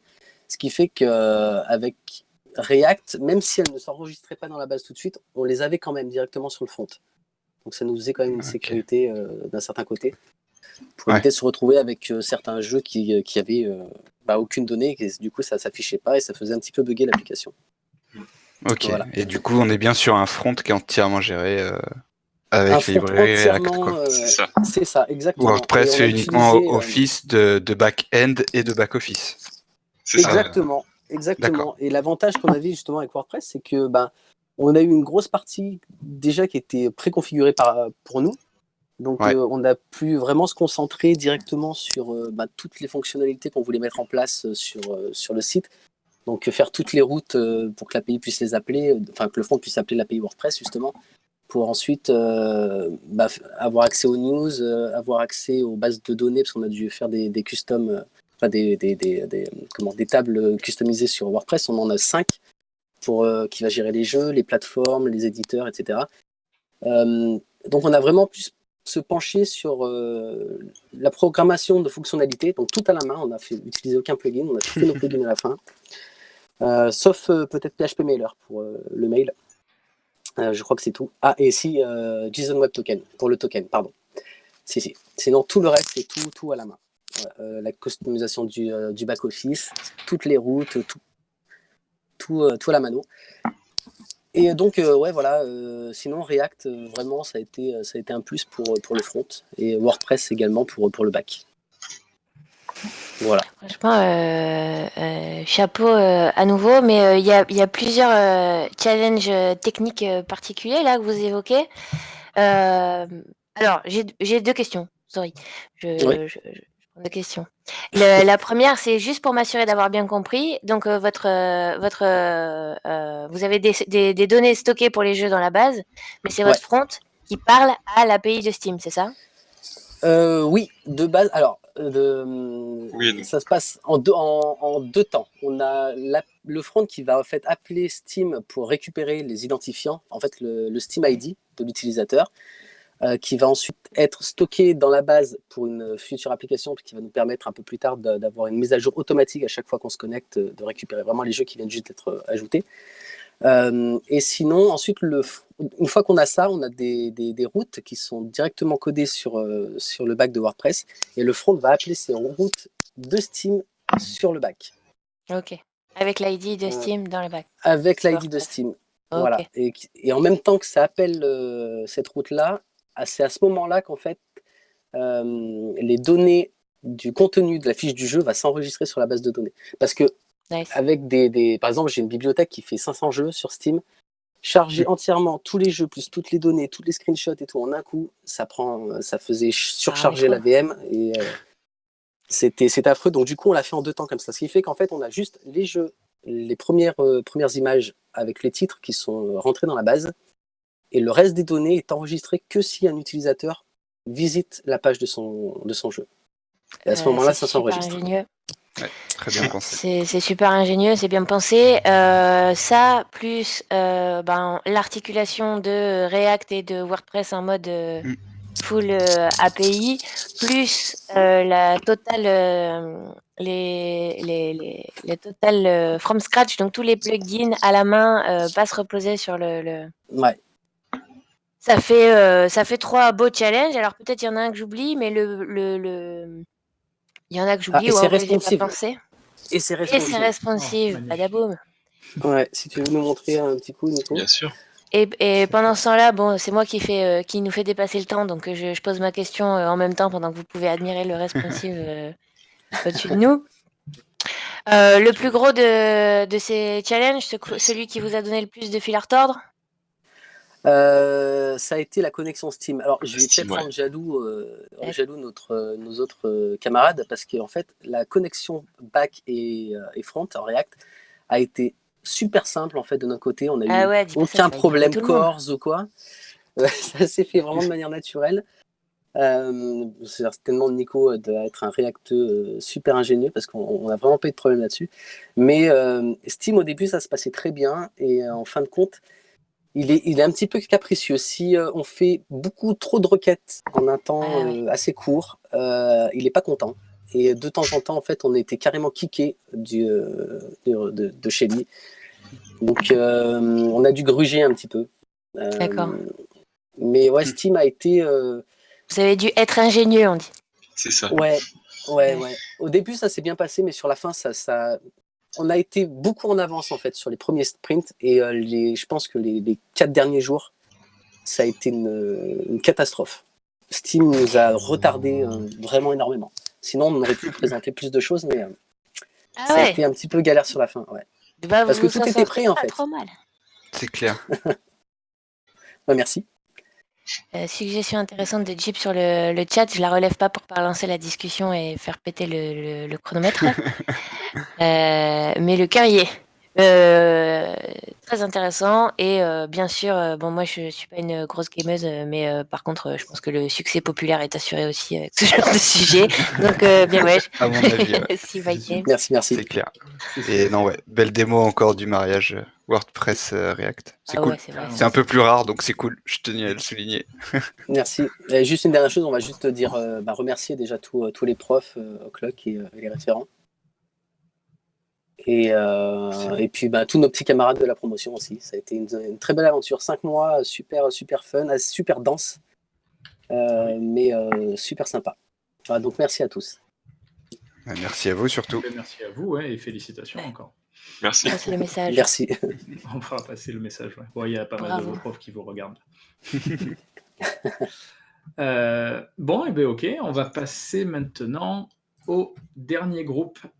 Le dernier groupe qui est alors que j'appelais de façon honteuse au début les artisans, mais qui sont en fait les e-artisans. Ils vont nous présenter la plateforme qu'ils ont développée pour référencer justement les artisans. Est-ce que les e-artisans, vous êtes là? Moi je suis là, je sais pas si on m'entend. On t'entend très bien. C'est parti. Logiquement, il y a mon collègue Mathieu qui devrait arriver. Donc, The Artisan, c'est quoi?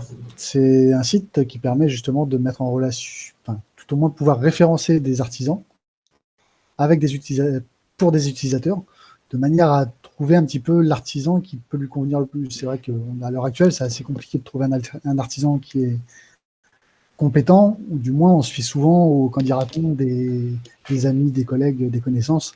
Et ça mène souvent à des catastrophes, malheureusement. Donc du coup, on s'est dit, c'est peut-être potentiellement une idée de pouvoir mettre cette opportunité à disposition des gens. Donc pouvoir mettre en relation des artisans et des particuliers. Au niveau de la conception du site, on marche via une API pour l'inscription des artisans. Donc on voit que pour l'inscription, on a 2 modèles d'inscription, donc l'inscription particulier ou l'inscription professionnelle.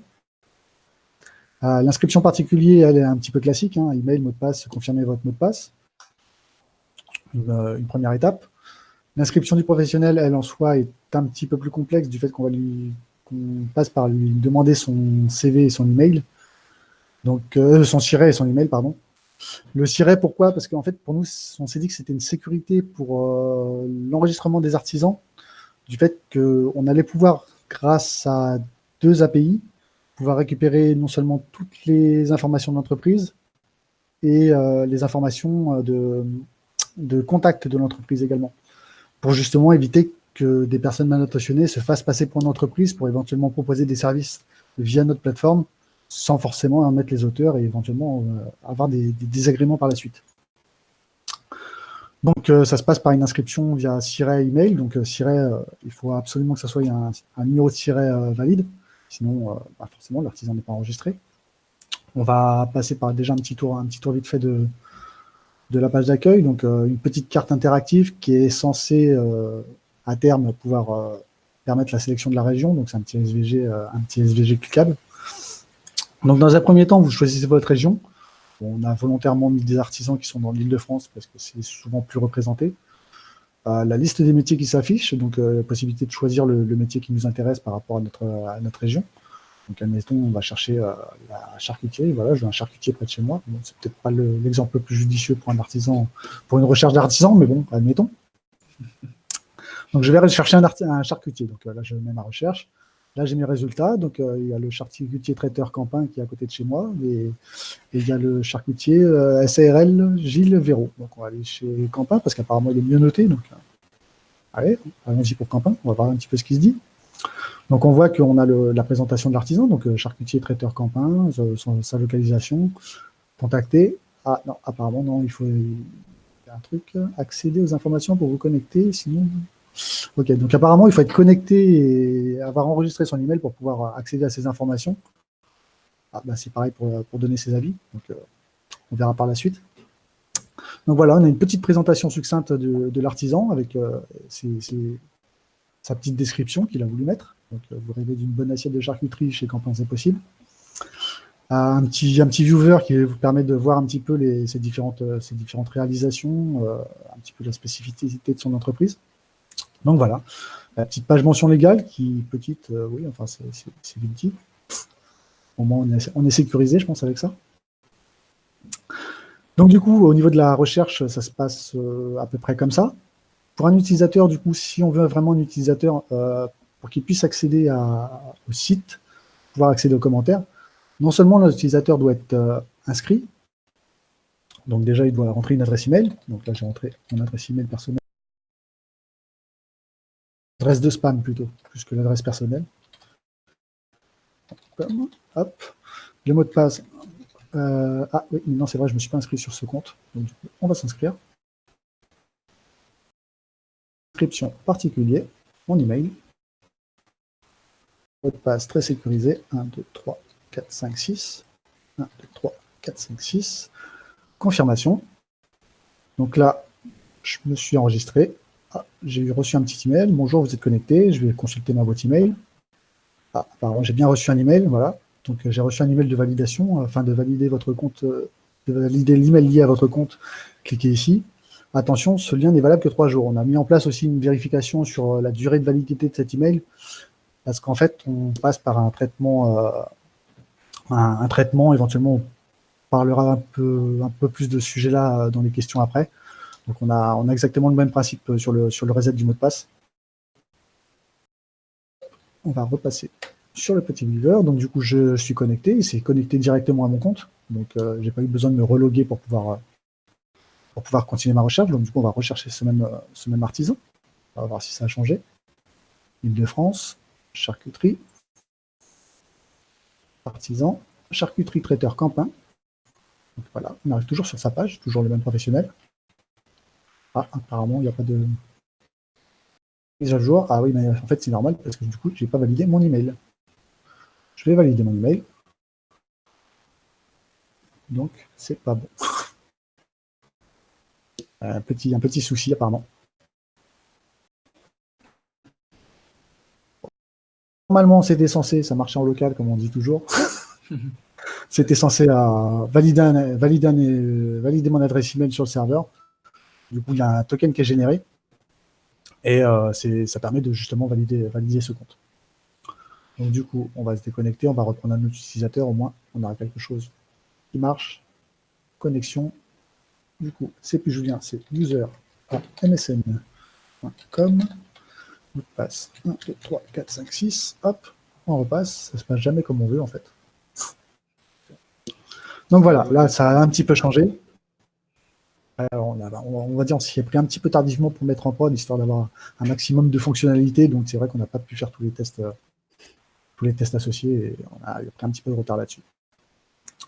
Donc voilà, on a toujours la petite page de l'artisan, seulement du coup on a un petit peu plus d'informations. Donc l'email de contact, du coup ça et le numéro de téléphone. Toutes ces informations sont récupérées via une API, enfin via 3 API pour être plus précis, 3 API différentes, pour justement avoir une fiabilité au niveau des données enregistrées par l'artisan, quoi. Après, on peut évaluer. Donc là, si je veux, je réduis un petit peu la note. Bon, apparemment, il avait des bonnes notes, celui-là, donc ça n'a pas beaucoup changé. Il y avait beaucoup d'utilisateurs qui avaient mis une bonne note. Donc du coup, j'ai évalué, je lui ai mis une étoile, donc du coup, ça a baissé son ratio. Tant pis pour lui.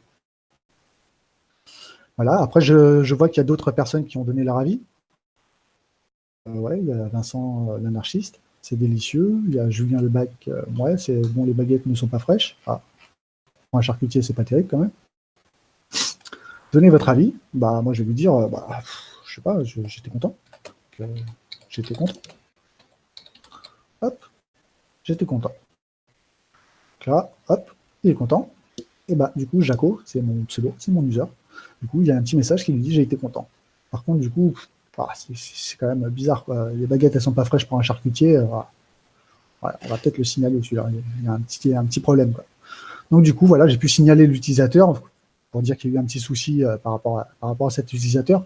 N'importe quel utilisateur enregistré et professionnel peut signaler un avis pour éventuellement laisser place à une modération derrière via un espace de back-office. Donc voilà, après on avait toute cette petite affichage se fait dynamiquement, donc on a bien nos messages qui sont actualisés après un certain temps quand même, il faut attendre quelques secondes, c'est pas du instantané. Et voilà, après en soi c'est un petit peu toute la présentation de l'artisan, ce qu'on pouvait en faire à ce niveau-là. Après, je ne sais pas si mon collègue front a d'autres remarques à faire passer. Côté front, on a utilisé OnDesign. Ensuite, on a passé beaucoup de temps sur la connexion entre React et Symfony. Et pour les axes d'amélioration, on prévoit une page profil. Il y a de la validation côté front encore à faire. Et lors de la mise en prod, on a eu quelques petits soucis au niveau des images qui nous a fait perdre un peu de temps. Mais sinon, voilà. Je sais pas si on est bon sur le temps. Parfait. Vous êtes absolument parfait. Nickel. Ok. Bravo. D'être un petit peu plus concis sur certains sujets, parce que c'est vrai que ça demande plus à débat après. Ah bah là, pour l'instant, on a déjà une bonne vision de votre outil qui est quand même assez complet. Effectivement, il y a plein de fonctionnalités, c'est chouette, c'est vraiment top. Puis c'est utile, c'est cool. Moi, j'aime bien. Bravo donc. Il aime bien et il n'est pas partial du tout. Non, pas partiel du tout, hein, mais non, mais bon, dis pas ça parce que ça dévalorise ce que je viens de leur dire. Non, mais pour de vrai, le projet est top, quoi. Il y a vraiment beaucoup de boulot dessus. Ouais, félicitations à vous. On avait énormément de boulot en plus de prévu dessus, mais on a eu quelques petits aléas de connexion, surtout au niveau de React et Symfo. C'est vrai qu'on pensait que ça allait se faire en une journée, on a mis beaucoup plus de temps. On vous avait prévenu. Ça me fait poser une première question par rapport à la remarque que tu viens d'émettre. Est-ce que, si tu te souviens, il y a un mois, quand on a commencé l'apothéose, t'imaginais fournir un projet tel que vous êtes en train de le présenter ce soir? Et est-ce qu'il y a un petit différentiel entre ce qu'on a un mois avant de commencer la période d'apothéose et ce qu'on livre au bout de ces 4 sprints? Moi, personnellement, j'avais déjà... vas-y Mathieu, je te laisse parler. Si tu voulais. Ah bah, pour moi, complètement. J'avais codé un petit peu un mois avant la formation, mais je pensais pas faire un résultat comme ça. Après un mois. Ok. Pour moi, c'est pareil. En fait, j'avais déjà une petite notion de code avant. J'avais déjà essayé de tripatouiller un petit peu le code. Je faisais plus des modes pour des jeux vidéo, donc un univers qui est un petit peu similaire, mais totalement différent sur la finalité réellement. Et c'est vrai que quand on voit ce que j'étais capable de faire il y a 5 mois, donc un truc, je dirais pas tout dégueulasse, mais bon, pas loin. Comparé à ça, qui est quand même assez propre, bon, je dirais pas qu'il est parfait parce il manque encore beaucoup de boulot, il y a encore beaucoup de boulot à faire dessus. Mais bon, c'est vrai qu'on se rend compte qu'il y a quand même une réelle évolution, surtout au niveau de la structure du code en elle-même. C'est vrai qu'on vous montre vraiment la partie jolie du site, la partie fonctionnelle. Il y a toute une partie de structure de code derrière qui est, je pense, quand même bien organisée, bien hiérarchisée, excusez-moi. Donc voilà, il y a le joli, mais il y a le code derrière aussi. Et on essaie de s'appliquer vraiment dans les deux. Et c'est vrai, c'est là où on se rend compte qu'il y a quand même une réelle évolution dans les compétences, quoi. Ouais. Complètement. Carrément. Ouais. C'est vraiment complet comme... je trouve assez élaboré comme ensemble de fonctionnalités. Surtout pour surtout pour une équipe justement mixte avec une partie en Symfony, une autre partie en React. Donc il y a le challenge de se coordonner et de ne pas se perdre sur la partie technique tout en gardant le cap des fonctionnalités. Donc là, je trouve que c'est réussi. Et à la demande populaire, y compris de la régie, je vais poser la question dont tout le monde attend la réponse. Comment sont validés les sirettes des artisans? C'est l'appli qui les prend comme ça ou vous faites appel à une API externe par hasard? Comment ça se passe? Le SIRET, en fait, est décortiqué par 2 API. Donc, la première API qui va, c'est une API de l'INSEE, donc c'est une API fiable et sûre, sur laquelle on fait transiter le numéro de siret. On interroge la base de données externe, enfin l'API externe, qui du coup nous renvoie des informations. On a tout un traitement derrière qui enregistre en base de données les différentes informations récoltées. En fonction de nos besoins, on a essayé de réduire un petit peu le volume d'informations qui nous était envoyé, même si au final, plus tard, rien ne nous empêche éventuellement de la compléter. Donc, dans un premier temps, pour récupérer toutes les informations de localisation, du nom d'entreprise, un petit peu tout, et aussi le code NAF, en fait. Le code NAF, lui, va nous être utile pour la seconde partie de l'API, donc c'est l'API nomenclature de l'INSEE aussi, qui, elle, va nous permettre justement de récupérer le code métier, donc tout ce qui est utile pour notre menu, en fait, pour pouvoir définir si l'artisan est charcutier, si l'artisan est boucher, si l'artisan est peintre. Du coup, c'est ce code NAF qui va pouvoir nous permettre de le déterminer et du coup nous mettre à jour un petit peu notre liste, parce que la liste est vraiment dynamique en fonction des métiers recherchés. Donc, s'il n'y a pas d'artisan boulanger enregistré en Ile-de-France, la liste ne le mettra pas. C'est à partir du moment où il y a un artisan boulanger qui est enregistré que la liste nous le propose. Nice. Et Vous après, avez bien fait de poser la question. Et j'en ai une troisième. Ok. La troisième API qui, elle, est payante, et d'ailleurs, on a une petite anecdote dessus, qui, elle, est payante et franchement pas donnée. Elle nous permet justement de récupérer les informations comme l'email qu'on n'a pas utilisé dans un premier temps, parce qu'on s'est dit que vu que pour l'enregistrement, c'est peut-être plus pratique que l'artisan puisse quand même avoir son email, s'enregistrer avec son email, même s'il est censé avoir son numéro de siret. Peut-être dans un souci pratique pour la connexion, c'est peut-être quand même mieux d'avoir un email qui n'est pas forcément celui enregistré avec le siret. Donc du coup, on a quand même gardé l'email du professionnel. Par contre, le numéro de téléphone, lui, est récupéré via cette API. Donc du coup, c'est le numéro réel de l'entreprise et il n'y a pas de possibilité de falsification. Même l'artisan ne peut pas éditer son numéro de téléphone, à part éventuellement dans sa description. S'il veut éditer un petit peu sa description, il peut rajouter des informations dont c'est un numéro de téléphone complémentaire. Mais après, c'est libre aux utilisateurs d'utiliser ou pas ce numéro de téléphone.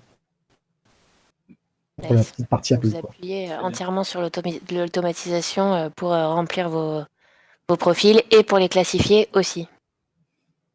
Si j'ai bientôt suivi. Ça, c'est que du coup, tout est géré par l'API au niveau du professionnel, quoi, à part la description qui éventuellement elle laisse un petit peu libre cours à l'artisan et ses images, quoi.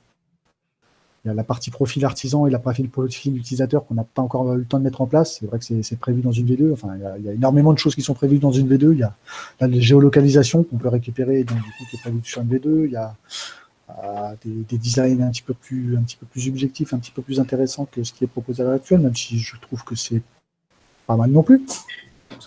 Mais bon, il y a quand même énormément de boulot qui est prévu. Il y a aussi qui a été mis en place une vérification qui a été mis en place. On a prévu à mettre en place et on a prévu les champs adaptés. C'est pour la validation pour l'artisan vérifié, c'est-à-dire celui qui va éventuellement sur le site pouvoir remonter dans les résultats, même s'il a une note moins haute que les autres, de lui permettre de remonter dans les résultats, justement en s'abonnant sur le site et permettant justement aussi aux utilisateurs de vérifier le fait qu'il ait effectué un paiement sur le site, nous permet, nous, de vérifier que ce soit bien le vrai utilisateur et pas quelqu'un qui essaie d'usurper l'identité d'un autre. Super. Franchement, c'est super. On voit que vous avez vraiment bien réfléchi votre projet et on sent que votre phase de conception du projet a été très riche en enseignements pour vous. Complètement. J'ai une dernière question pour vous. Bon, on a un petit peu dépassé le temps, mais bon, c'est pas grave. J'ai une dernière question pour vous parce que vous êtes la dernière équipe à passer ce soir et la dernière équipe à passer de la promo. Est-ce que vous auriez des conseils à donner aux étudiants qui vont bientôt commencer leur apothéose chez O'Clock, à ceux qui suivent? Premier conseil, salut tout le monde, c'est Yacine, je me présente. Premier conseil, vraiment l'équipe avant tout. Vraiment, parlez-vous le plus possible. On a tous des caractères, mais voilà, vraiment cool. Et amusez-vous, vous mettez pas trop vous mettez pas trop de stress, kiffez. Voilà, vous allez pendant un mois, vous allez réellement apprendre. Vous allez vraiment apprendre. Vous allez pas comprendre pourquoi personne va venir vous aider. Vous allez, là, je suis en train de perdre mes mots, mais vous allez faire un bond. Donc voilà, non, kiffez, ne stressez pas, ça n'a pas réellement d'enjeu, mais c'est fait pour prendre un vrai cap juste après les cours. Juste pour info, je ne sais pas si c'était mentionné, le site est prévu pour mobile, hein. C'est normal qu'il fasse que ça, hein. Qu'il fasse que un quart du site, quoi. Donc voilà. C'est vrai que c'était du mobile first, c'est ce qui était prévu pour justement pouvoir permettre aux utilisateurs d'avoir une utilisation un petit peu plus pratique du site. C'est vrai que généralement, quand on recherche quelqu'un, soit on est au boulot, soit on est souvent en extérieur, on n'a peut-être pas envie, en rentrant le soir, de rechercher un artisan. Là, pendant sa pause, la personne peut éventuellement consulter le site et aller regarder, rechercher un artisan près de chez lui, quoi. Petite simplicité, une petite facilité. Après, il y a une autre chose aussi que je voulais dire, je suis vraiment désolé, c'est vrai que j'ai complètement oublié avec mon entrain, c'est de présenter mes collègues, parce que c'est vrai qu'on est une équipe. L'équipe avant tout. Quand même important. C'était vraiment très bien dit, Yacine. C'est ça, en fait. Je le rappelle. Non, ouais, c'est vrai qu'on est concentré sur le projet, j'en ai oublié de présenter tous les membres. Mais c'est vrai que du coup, c'est vrai que c'est un vrai travail d'équipe, quoi. Il y a vraiment tout le monde était soudé, tout le monde a travaillé ensemble. Donc du coup, il y avait Mathieu, notre JIT-master et lead front. Yacine, non, c'était Yacine le lead front d'ailleurs, je crois. Oui, c'est C'est pas assez je suis très informé des postes de chacun. Tout le monde faisait un peu Il y avait Vincent qui s'occupait essentiellement du back et de la gestion de certaines API. Il y avait Loïc qui lui était Scrum Master, donc qui gérait un petit peu l'organisation de l'équipe. Et moi qui était surtout orienté sur le back et sur les API et Product Owner. Ok. Ok. Ah bah, écoutez, un gros boulot, un très très gros boulot, très propre, c'est nickel. Merci. Donc félicitations à vous. Oui, un grand bravo. Bravo pour le boulot. Merci aussi à vous pour la formation, parce que c'est vrai que c'était vraiment très riche d'enseignements, quoi. Ah bah, là encore, merci à vous. Et c'est pas fini. Et félicitations. Et c'est pas fini, justement, ce n'est que le commencement. On passe le message. En tout cas, les profs, je crois que vous êtes... certains profs, en tout cas, sont encore dans le coin pour vous regarder. Et on va quand même passer le message à l'équipe PEDA. Voilà, on voit Deep. On va leur passer le message. Bon, mais on a fini. On a fini pour les Vortex. C'était la dernière présentation d'équipe. Donc c'est fini pour cette promo. Donc bon, mais on va pas les lâcher comme ça, quand même, qu'ils se rassurent. Et nous, on vous rassure à vous tous. On continue à les encadrer un petit peu après. On a une team placement qui va s'occuper d'eux, qui va s'occuper d'eux. Donc ils vont pas avoir trop cette sensation de vide lundi devant leur écran à 9h. Ils pourront venir nous parler, donc ça, c'est bon, il n'y a pas de souci à ce côté. Un petit peu de sensation de vide, quand même. Un petit peu. Accordez-vous un petit... voilà, gros dodo. Et après, on vous rechoppe. Ouais, c'est ça. Ouais, je pense On qu'il y en a- a qui vont Le bien dodo, on en a beaucoup besoin, je crois. Ah oui. C'était intense. Je pense. Ça va Les faire du autres n'ont bien. pas la parole, sinon je pense qu'on les entendrait aussi. Ah ouais, une petite sieste, c'est une bonne idée, la grasse mat. La grasse mat, oh là là, ça fait longtemps. C'est ce qu'ils sont C'est quoi en train de déjà se dire, je pense. Ok, eh ben, écoutez, c'était tout. Peut-être qu'on refait un petit instant promo de derrière Alors- le Benji ou Lucie. Non, Allez, Lucie, t'es reparti. moi je voulais faire le tour de ce qui une dernière fois un petit brief à la promo Vortex avant qu'elle s'en aille se reposer, se congratuler un petit peu, puis après faire sa sieste. Et qu'est-ce qui vous attend après? Petit rappel, effectivement, la team placement est en embuscade pour vous accompagner sur votre recherche d'emploi.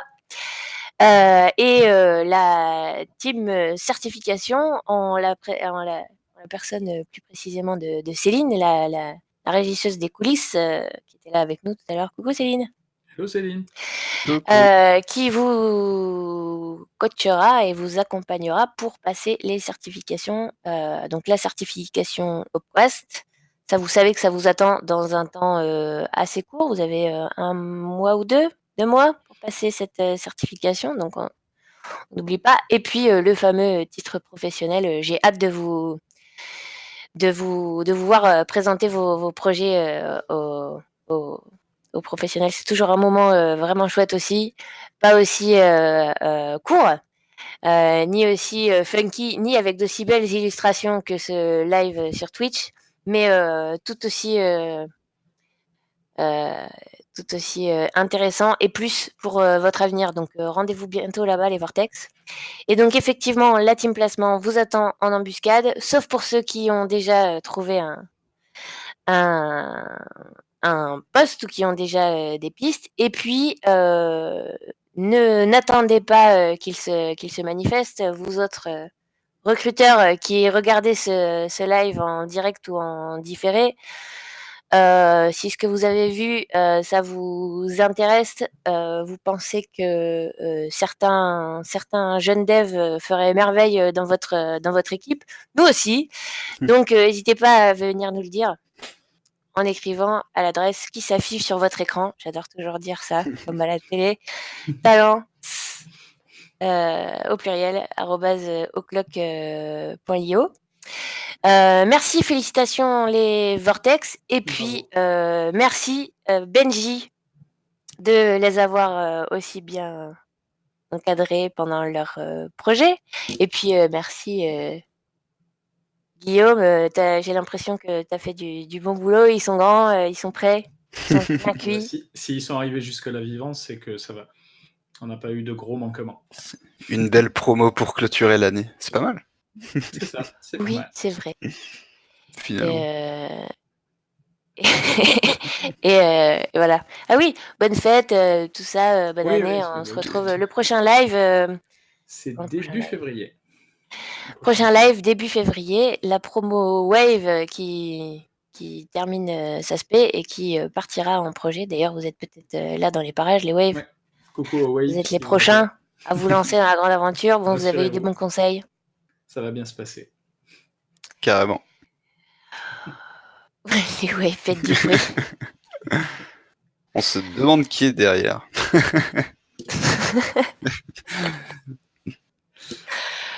Voilà.